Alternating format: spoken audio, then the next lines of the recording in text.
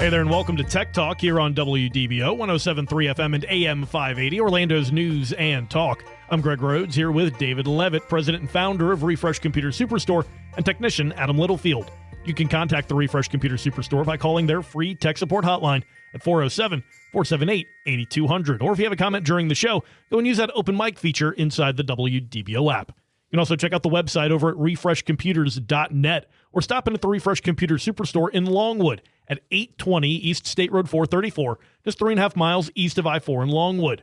Store hours are Monday through Saturday, 9 a.m. to 7 p.m., which means if you're listening to the show here on Saturday, it means you still have time to stop by. They'll be open until 7 p.m. today. And now for David Levitt and Adam Littlefield. All right. Thanks, Greg. And thanks, everybody, for listening to yet another edition of Tech Talk with Refresh Computers.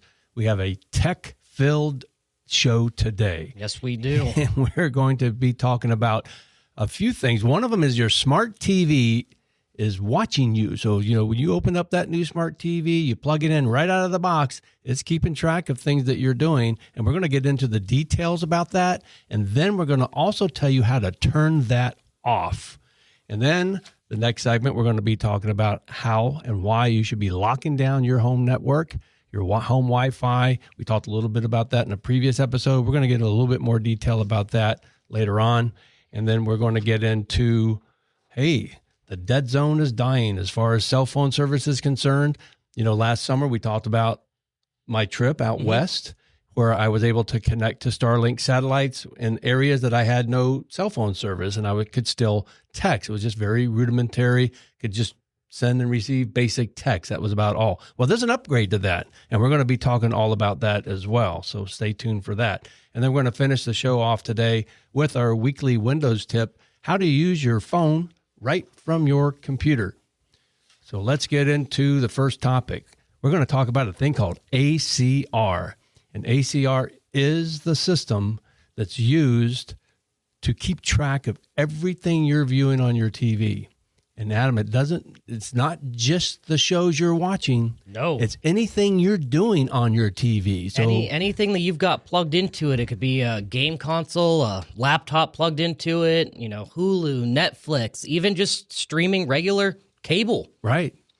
And so it's something that all of the manufacturers have installed in their computers now. So ACR stands for Automatic Content Recognition.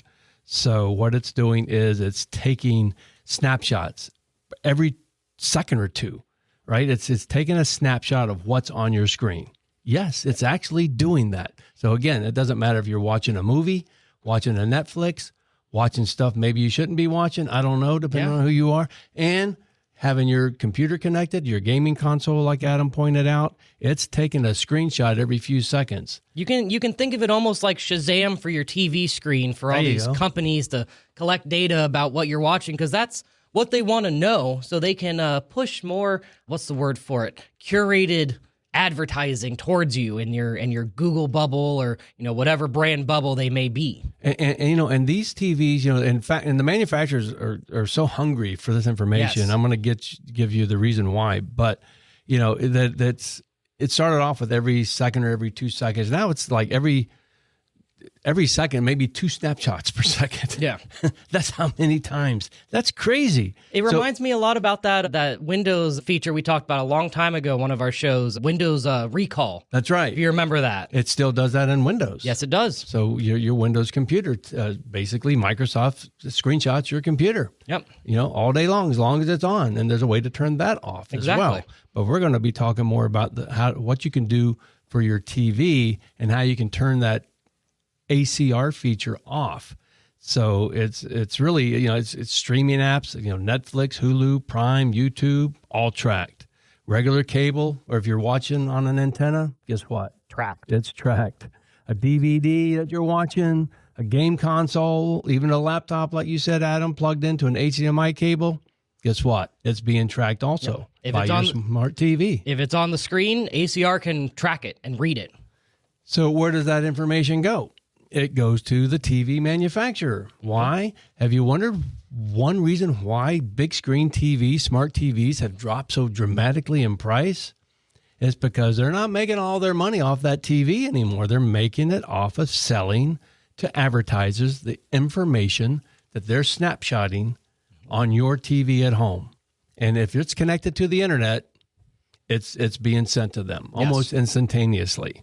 I actually had a moment a couple months ago. I had a Vizio TV that I have connected to my computer, and I've had it disconnected for years from the internet because I don't need updates to it. I use it as a regular TV. I've never once used the smart TV functions of that.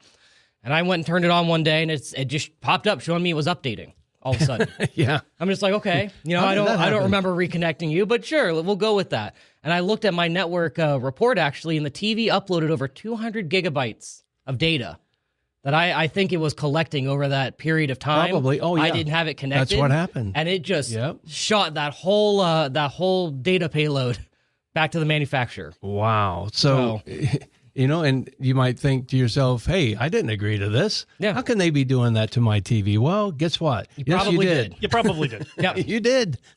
When you turn, it's one of those little fine points, fine terms print and things. conditions that everybody just, checks the box and hits accept on. That's right. I just want to watch the football game. Exactly. Okay. Yes. Here's my firstborn. Onto the show. So anyway, so you can turn it off. Yes. So and it's free to turn off. So basically every TV manufacturer has a way to turn this feature off, and they all call it maybe a little something different. So listen up. And by the way, I'm going to get into the details of all the major manufacturers right here on the show. And you'll be able to recap this by going to our podcast. Go to refreshcomputers.net, click on that podcast link in the upper right-hand corner, and you'll be able to hear this show in its entirety. And in the description area where we do a little bit of a transcript of the show will be all these bullet points that you'll see. And how do I know these bullet points are going to be there, Adam? Just because I said it, my AI tool is going to make it for you. Exactly. So the beauty of AI. So Samsung, if you have a Samsung Smart TV, they call it Viewing Information Services. So you go to Settings, then General and Privacy, then Terms and Privacy, and turn it off. There's a place right there. Just turn that off. LG, if you have an LG phone, LG TV, they call it Live Plus.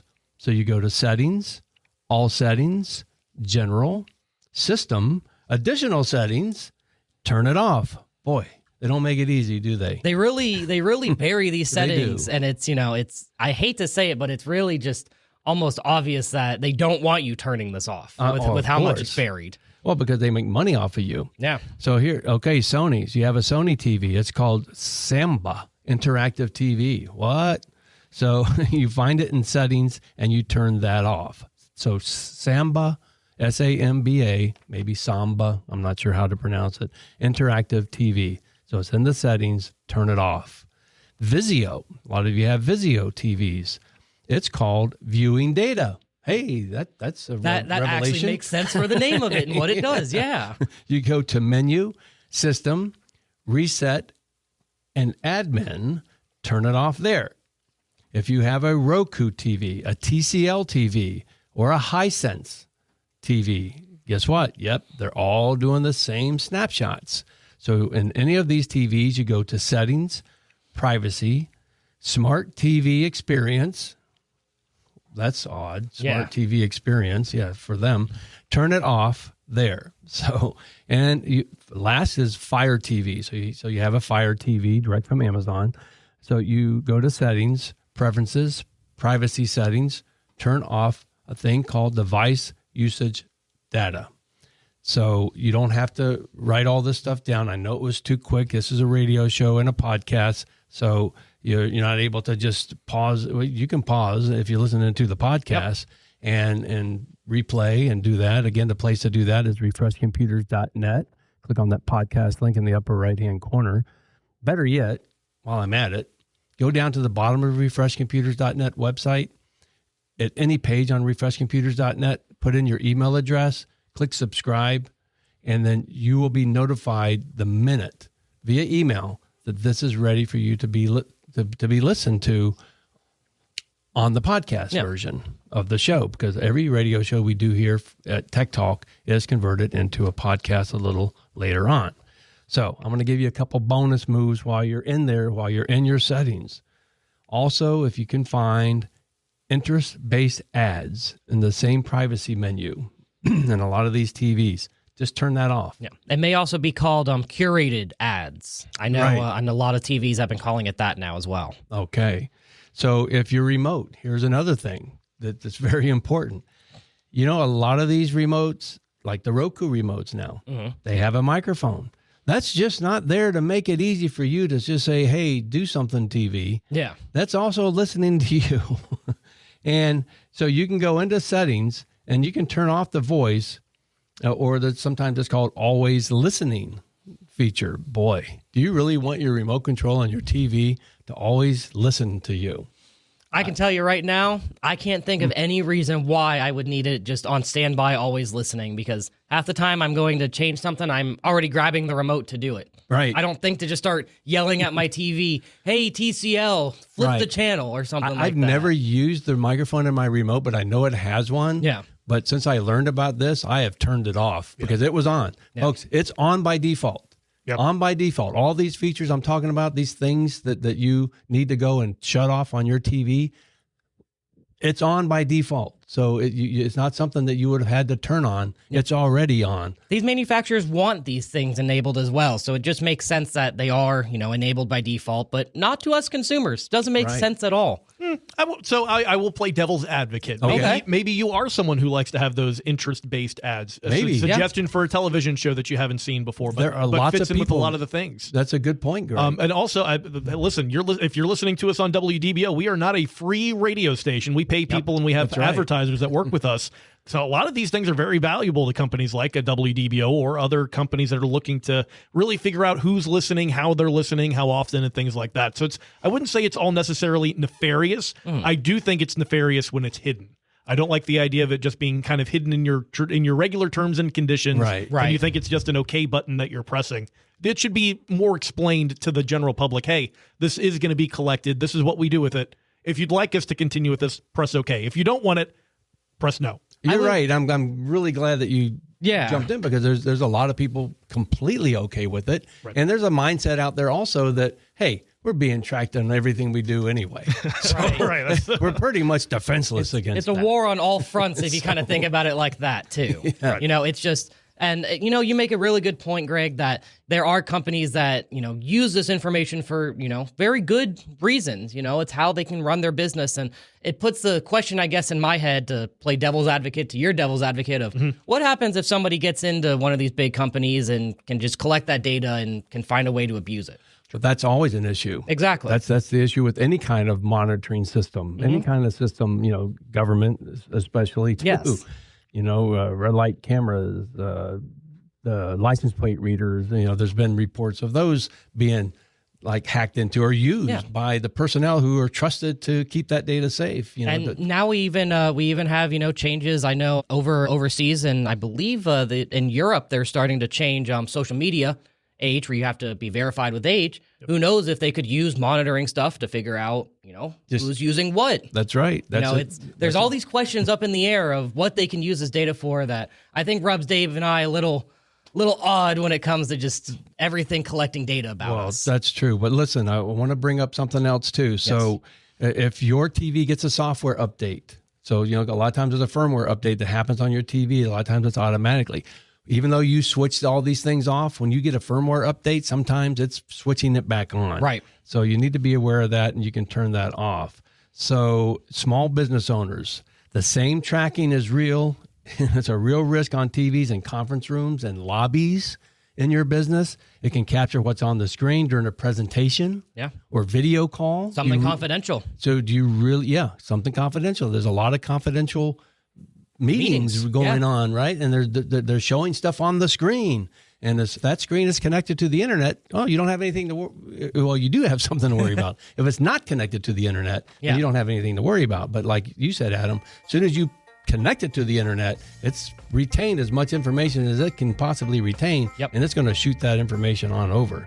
We'd love to hear your response. Use that open mic feature inside the WDBO app and let us know if you're okay with it, or, hey, maybe that's something that we need to make sure is turned off on our TV at home. You're listening to Tech Talk right here on WDBO 107.3 FM and AM 580.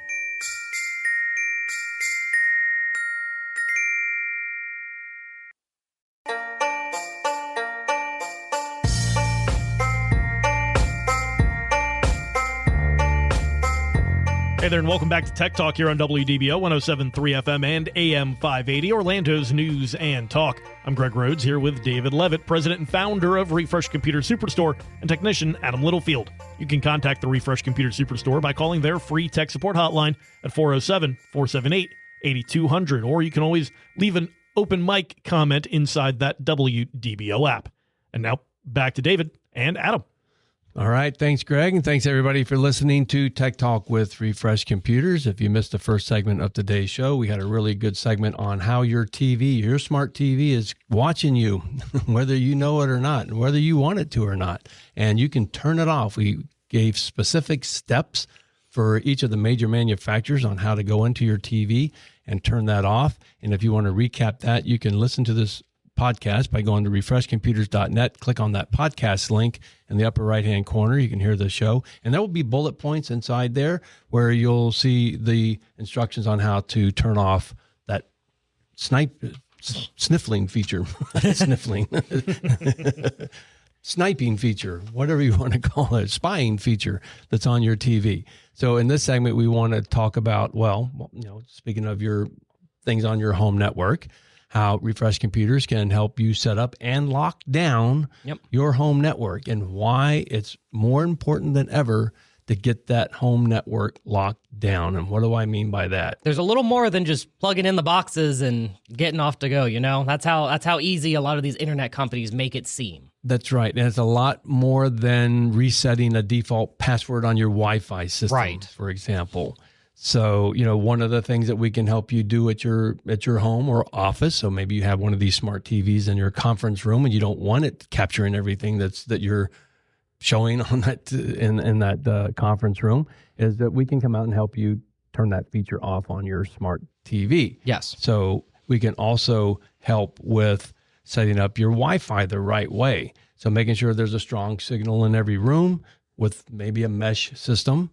So no more dead spots in the back bedroom, for example, or in the garage, or, right outside at the far corner of your patio.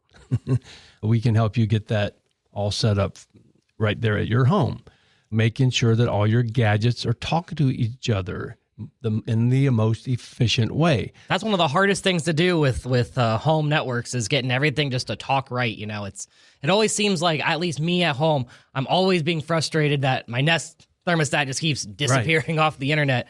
I go look at it and it's like, oh, it just forgot that it was connected to the internet. Well, so we're talking about TVs, right? We were already talking about printers, speakers, cameras all over your house, thermostats, like you just said, and all kinds of, basically whatever connects to the internet, you need to lock it down. And we talked about in a previous show, one good way to lock that down is making sure that all your peripheral equipment, everything other than your main computer and laptop, is on a guest Wi-Fi network. Don't have your Blink doorbell on your main network. Put that on the guest network. And there's a reason why you need to do that, and it's for your security. Isolation. It really is. Yeah, it isolates all that stuff. And so it keeps, basically, if it's on a guest network in your home or your business, there's a firewall between that network and the main network. Yep. So whatever's on the guest network can't get into the main network where you have your computer, where it can be snooping around on your computer. Exactly.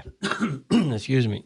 So getting all your gadgets to talk to each other and on the correct network is very important, and Refresh Computers can help you do that. So we can also make sure that your router password is a very strong password. And again, we can set up that separate guest network for you if you have not already done that, and we can get all your peripheral devices set up on that guest network if that's something that you don't have the knowledge, or maybe you just don't want to try to hassle with. No.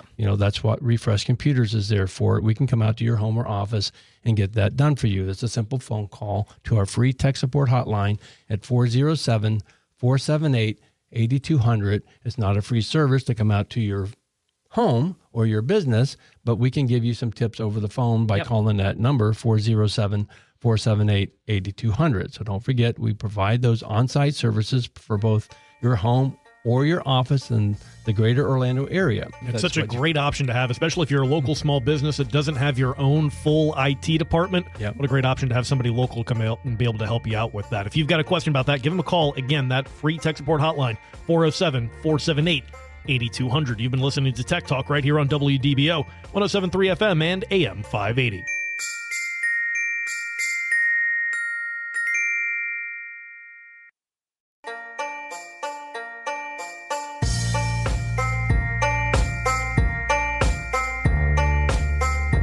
Hey there, and welcome to Tech Talk here on WDBO 107.3 FM and AM 580, Orlando's news and talk. I'm Greg Rhodes here with David Levitt, president and founder of Refresh Computer Superstore, and technician Adam Littlefield. You can contact the Refresh Computer Superstore by calling their free tech support hotline at 407-478-8200. Or if you have a comment during the show, go and leave an open mic inside the WDBO app. You can also check out the website over at refreshcomputers.net or stop in at the Refresh Computer Superstore in Longwood at 820 East State Road 434, just 3.5 miles east of I-4 in Longwood. Store hours are Monday through Saturday, 9 a.m. to 7 p.m., which means if you're listening to the show here on Saturday, you still have time to stop by. They'll be open until 7 p.m. today. And now, back to David and Adam. All right. Thanks, Greg. And thanks, everybody, for listening to Tech Talk with Refresh Computers. I'm David Levitt, the owner and founder of Refresh Computers, a 26-year-old computer store and service location right here in Central Florida. We've been around for a long time and just happy to have this radio show called Tech Talk also that, hopefully inspires your inner nerd a little bit. And hopefully you find a lot of stuff here interesting that we talk about on the Tech Talk show. We talked earlier about how your smart TV is watching you. So you're not just watching it, it's kind of watching you too. It's a two-way road. That's right. And it's listening to you too if you have a remote control with a microphone in it. So, you might want to catch that show that segment by going to refreshcomputers.net, click on that podcast link in the upper right-hand corner. You'll be able to hear this show in its entirety. And while you're at it, scroll down to the bottom of the page, at any page at refreshcomputers.net. Just type in your email address. That's all we ask for. We don't need anything else. Just put your email address in there and click submit, and you will be signed up to receive an email notification every time one of these tech-packed podcasts are ready for you to listen to. And, so you'll also get updates, by the way, once a week or so. Special deals. We call it the Refresh Insider Program. You'll get updates on special deals we have at Refresh Computers. We promise not to bombard you with a gazillion emails, so that's not going to happen. You're only going to get what you signed up for, which is notification that the podcast is out there, and maybe once a week or so, an email about some deals. Yep. So in this segment, we're going to talk about the dead zone from your cell phone is dying, right? It took long enough. It took a while, but no more dead space for your cell phones. Yep. And how that's happening. So right now it's mostly happening because of SpaceX, right? The Starlink launches right out of our own backyard. That's right. Starlink folks. And they launched special satellites that broadcast a regular cell signal right from space. Those are already out there. We talked last year, Adam, I think, yes. Right? It was like last August, I believe I was on a road trip out west. And we had some dead spots in some of the national parks that we were going in. There's just no cell phone service at all. And on my T-Mobile iPhone, I saw the little thing called TSAT. They're up there in the right-hand corner, or SAT, and then I was connected with a satellite. I couldn't talk, couldn't make conversations. Yeah. But I could send and receive simple text. No message or no photos or anything like that, just simple text. But guess what, folks? That's all has changed, right? So what it can do today, it can send and receive texts, including texting 911, which is a great feature. That you can share your location. And now today you can actually send photos via the text. I actually see it here on my phone. It actually says that I can send and receive text messages, and I can also use data. So I can actually connect to the internet and be able to, view resources instead of just being out in the middle of nowhere. I can finally access that map that I have lost on that road trip. That's right. So lots of apps you can use now. Your weather apps, maps, like you said, WhatsApp, if you use WhatsApp, even some voice chats. There's a voice chat feature of WhatsApp. Even that works. Yeah. So much of that's been expanded after SpaceX started this Bluebird program. So these new satellites that they're sending up that are specifically for use with these broadbands or these cellular signals that they've utilized. They just sent up another batch here this last week. That's why I know a little bit more about it right now. Oh, wow. So then they're actually larger than their normal satellites. Yes. Usually a SpaceX satellite, when they send them up, they're in batches of about 26 to 29. These only brought up 3 of these Bluebird satellites. They are much larger than their usual payload. So those 3 satellites went up. There's another block of them scheduled to go up here later this year. So you'll continue to see that coverage expand and expand. And that's mostly, or is that all for cell phone service? That is all for cell phone service. That's that is specifically for cellular devices. So, yeah, so it's so don't be surprised if you're in a dead zone, you see something called T-Mobile SpaceX or TSAT or SAT. And even though it's the deal, I guess, with SpaceX was with T-Mobile, they've also rolled it out through T-Mobile. I'm not sure how that works, but through T-Mobile, they've rolled it out to all the other major carriers. So, no matter what carrier you have, you should be able to access the satellite texting service. So what's coming tomorrow? Well, it's the next generation of satellites, and that's going to be next year, 2027, they're saying. It aims for full voice calls and real internet, especially, basically 5G from space. Yeah, high-speed internet. So that's awesome.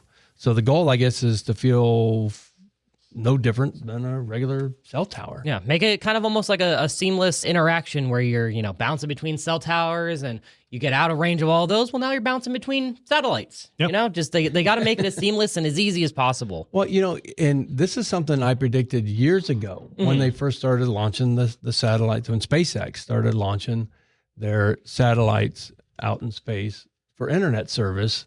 I mentioned right here on this show, it must have been, how long has SpaceX been putting satellites out in space now? I have to look. I don't even 5, have 6, a year. 7 years maybe? Yeah. Back then I said cell service is next. Yeah. It's just the natural progression of things, because if they can send and receive data through like an internet service, Right.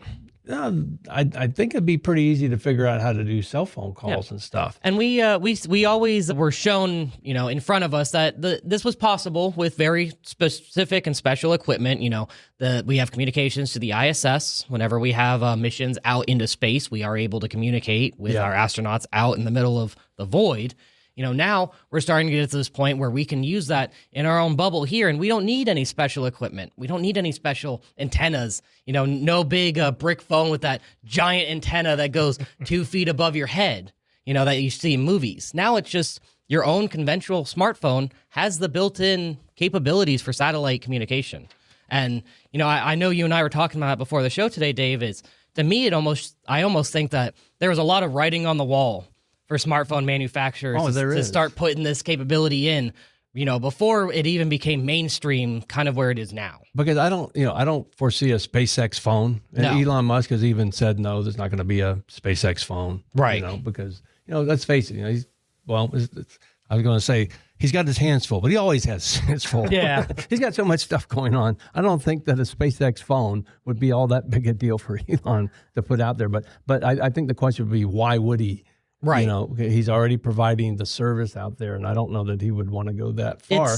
Maybe in the future, but right now, definitely not. It's such a saturated market. The phone market is. The hardware market. You've got so many manufacturers out there already that, to Elon Musk, he's seeing, hey, there's already 20 or 30 people doing this. But how many companies are sending satellites to space to get ready to set the infrastructure for satellite communication? Still very few. Exactly. We're already seeing some of the issues of kind of relying on one company to do that. Blue Origin, with their recent issues out there at the Space Coast. Right. And their Amazon Leo satellite constellation, that has now been put a little bit on pause because they can't launch anything right now. So SpaceX has been consistent in both getting launches going and their satellite coverage. So I think that's a big key to there. Because Amazon is basically trying to direct compete with SpaceX with their satellites to provide internet service. And they're just, like you said, Greg, just having a little bit tougher time getting that stuff up there. I remember a comment that Elon Musk made when somebody asked him, what? You're building rocket ships? What makes you think you can build a rocket ship? He says, I can't build a rocket ship, but I got the money to hire the best rocket scientists there are on the planet. Right. Yep. Absolutely. and that's what he did. And, to touch a little bit on what you were mentioning with Blue Origin and, the unfortunate spontaneous disassembly they had on that launch pad, that was something also SpaceX really specialized in when they first started off. They didn't have, a smooth running slate They had some stumbles too, but I love the term spontaneous disassembly. Yeah. There's a term they use at SpaceX. I can't remember what it is right now, but it's close to. But that's what Blue Origin called it. That's what I'm calling it. Spontaneous disassembly. In other words, an explosion on a launch pad.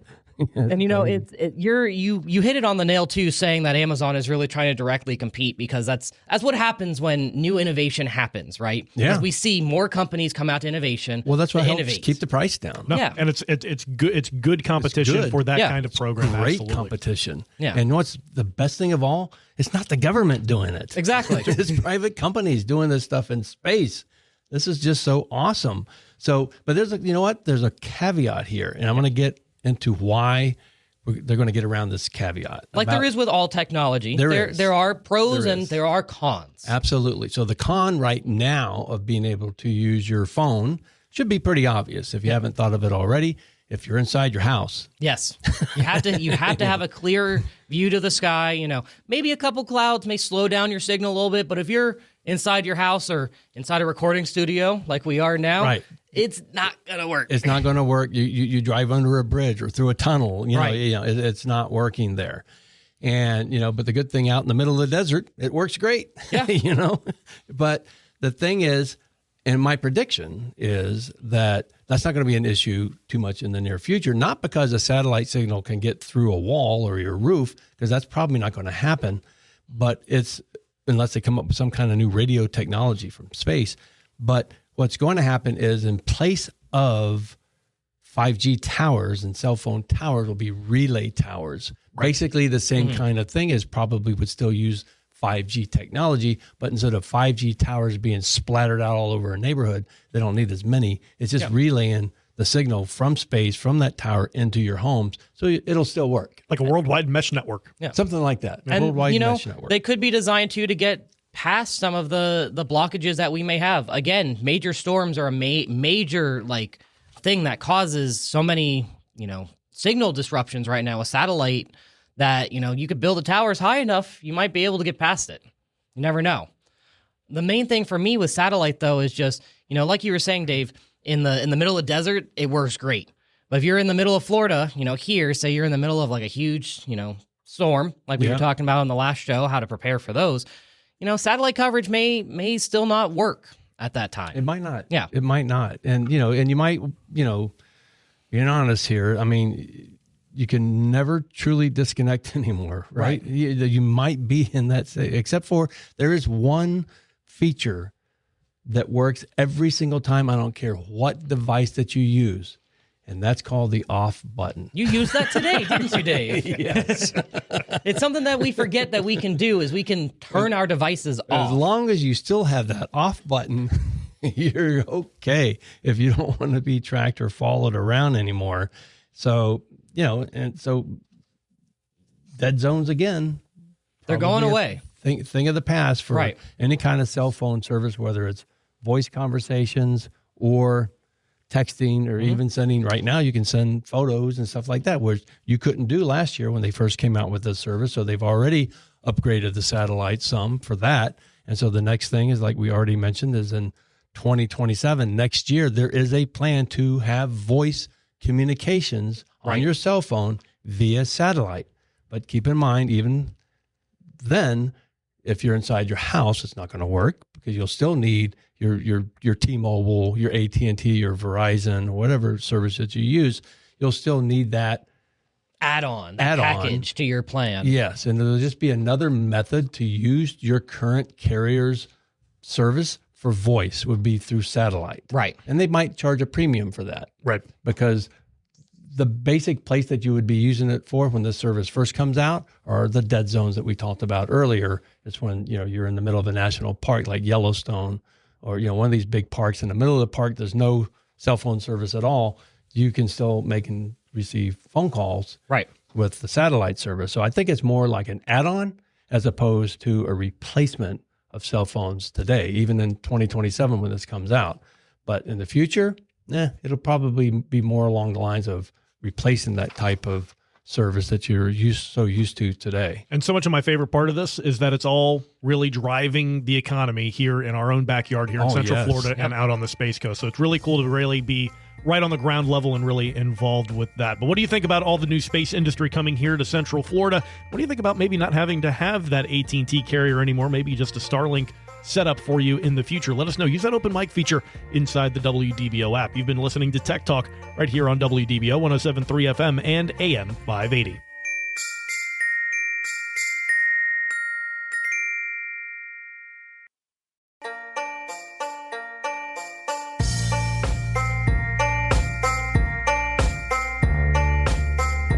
Hey there, and welcome back to Tech Talk here on WDBO 107.3 FM and AM 580, Orlando's news and talk. I'm Greg Rhodes here with David Levitt, president and founder of Refresh Computer Superstore, and technician Adam Littlefield. You can contact the Refresh Computer Superstore by calling their free tech support hotline, 407-478-8200. You can also check out the website over at refreshcomputers.net. And now, back to David and Adam.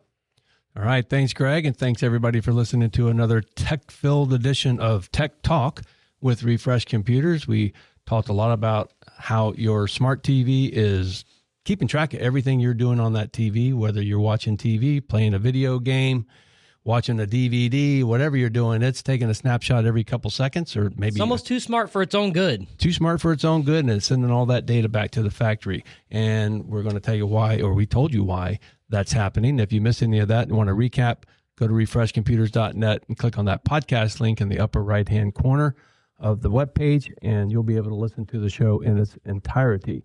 So we are going to give you a nice little Windows tip today, and it is called Phone Link. If you have not found that or have not used that, listen up. We're going to tell you how to connect your smartphone to your desktop. It's one of my favorite Windows features. It really is. I use this almost every single day. It took Microsoft forever to get this feature done. It's been around for a few years now. Really Actually, it came out with, I think, Windows 11 when Windows 11 came out. But boy, does it work nice. I use it also. I love it. And so basically, it's free. It's already on your Windows 11 computer, so you don't have to add anything to it. But, hardly anybody even knows it's there, Adam. Right. So, but we're going to tell you how to do it. So it basically connects your phone to your computer. Mm-hmm. So the two can work together. And what it lets you do, well, it can read and send text messages using your real keyboard. Yeah. No more fumbling over your small phone, sitting at your desk trying to send a text. I've seen some people with their thumbs that just zip across the little keyboard on the display on their phone. I'm like, man, I can never be that good. How they do that, they can. But anyway, no more fumbling with your thumbs on your phone. You can, just use your computer keyboard to send and watch text come across, and you can reply to them right there, right on your computer. You can see your phone's photos on your computer instantly, right? So you don't have to email pictures to yourself. How many people do that, right? I mean, I used to do that all the time. I'd take a photo and I got, oh gosh, I need this on my computer. So I'm going to email it to myself. Yep. And so I email it to myself. Now it's on my computer. I can get it into my email on my computer. But now you don't have to do that anymore. So you can just see you take a picture with your phone, boom. If you have this phone link set up, you see it right there on your computer. And your clipboard as well. Say you've got a password saved in the notepad on your phone, which I don't suggest doing. But, sometimes you just want to copy something from your phone and you want to paste it to your computer. Phone Link lets you do that. Yeah. It's seamless. You copy it on your phone and you can go to your computer, hit Control-V, or like we talked about on one of our shows, use Windows-V for the clipboard history. That's right. And you've got it there as well. Yeah. It's one of these major features that I really like because I use password managers all the time. And I always have it on my phone, so I will have it on my phone, copy it, it goes over to my computer just instantly. It's there. Yeah. Because if you use Phone Link. And so stay tuned. We're going to show you how to get there. We're going to talk about how you get there and how to set it up on your computer. But you can even make you can make calls, answer phone calls right from your keyboard. You can either open and control apps now. That's a new feature that they added recently to be able to almost mirror your phone screen and just control it with your mouse. So this is how you do it, folks. I want you to click the start button and just type the word Phone Link. Yep. Those two words, Phone Link. Then open it up. Follow the prompts to pair your phone. It's very simple, and it walks you through every little step that you need to take in order to link your smartphone to your computer. And it works with Android phones, and it also works with the iPhone too. So finally, that you can do something like that with your smartphone. And while you love it, because sitting at your computer, when your phone buzzes across the room, you don't have to get up and disrupt your workflow. You can deal right with it there. without getting up. You can just answer the phone from your computer. Yep. So it's especially handy for like long text replies. You know, I try not to send long text replies myself, but sometimes they're necessary. It happens, you And know? it's a lot easier to beat those replies out right there on your computer keyboard instead of trying to use that smartphone. So stay tuned for tomorrow morning. We have a great show coming up. We're going to be talking about a whole bunch of new tech features. That's all we have time for today. This is David Levitt signing off. We'll be talking to you again tomorrow morning.